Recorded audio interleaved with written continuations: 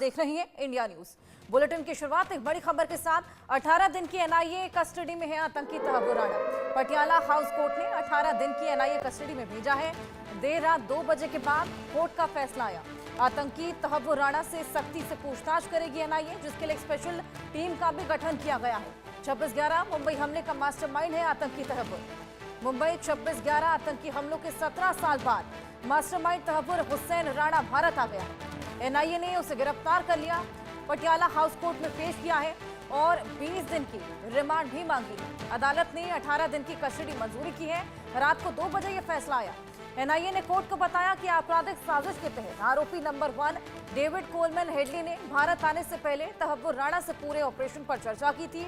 Headley ने राणा को एक ईमेल भेजा जिसमें कई चीजें मेंशन थी। उसमें सामान, पैसों का ब्यौरा भी दिया गया था।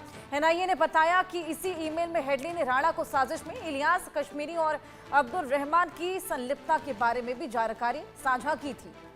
और अब आतंकी राणा जब भारत की धरती पर आ चला है, यहाँ पर 26/11 के तमाम शहीद जिनको न्याय मिलेगा, एक एक कर सभी गुनाहों का यहाँ पर चुकता किया जाएगा। एनआईए के रिमांड में है। कल सबसे पहले मेडिकल चेकअप हुआ, जिसके बाद एनआईए पटियाला कोर्ट लेकर गई थी, जहां पर इस मामले को लेकर फैसला होना था कि कितने दिन की कस्टडी दी जाएगी। 18 दिन की रिमांड एनआईए को मिली है। ऐसे में आपको बताएं कि रात को 2 बजे यह फैसला आया और अब एक एक कर एनआईए पूछताछ करेगी, जिसके लिए स्पेशल टीम का गठन भी किया गया है। तहव्वुर राणा 17 साल बाद भारत आया है और अब एक एक कर जवाब उससे लिए जाएंगे। कौन कौन उसके साथ जुड़ा है और साजिशकर्ता 26/11 मुंबई हमलों का तहव्वुर राणा, जिसके साथ में डेविड हेडली का नाम भी शामिल है। सभी सवाल जवाब यहां पर तहव्वुर राणा से किए जाएंगे। एनआईए की रिमांड में है 18 दिन की रिमांड, जहां पर एक एक कर सभी सवाल जवाब तहव्वुर राणा से किए जाने। आगे बढ़ेंगे। उत्तराखंड के चमोली में बादल फटने से तबाही मच गई। बद्रीनाथ हाईवे पर नंदप्रयाग के पास ये बादल फटा।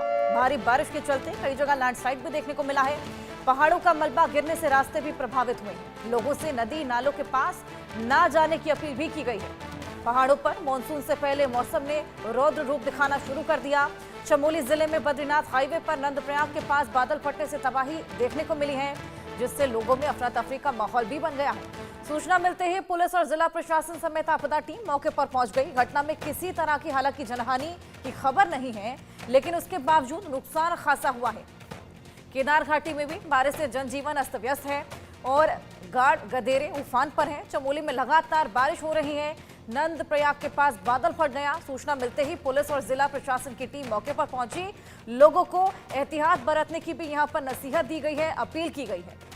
सचिन हमारे सहयोगी और जानकारी के साथ हमारे साथ जुड़ गए हैं। सचिन, हमने देखा किस तरीके से जब सर्दी पड़ी तो काफी लंबे समय तक वो सर्दी चलती रही। अचानक से भीषण गर्मी देखने को मिली और अब बेमौसम बारिश देखने को मिल रही है, जिसके चलते भारी तबाही भी वहां पर देखने को मिल रही है।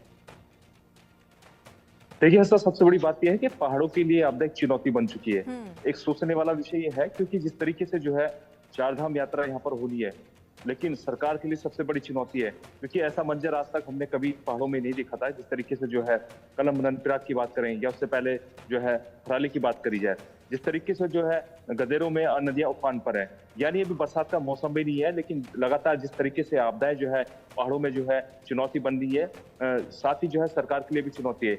एक मंथन करना जरूरी है सरकार के लिए। साथ ही जिस तरीके से जो है सरकार, ठीक है सरकार कार्य कर रही है, लेकिन आपदाओं से, क्योंकि आपदा किसी को कहकर नहीं आती है, लेकिन लोगों की जान के साथ खिलवाड़ बिल्कुल भी ना हो।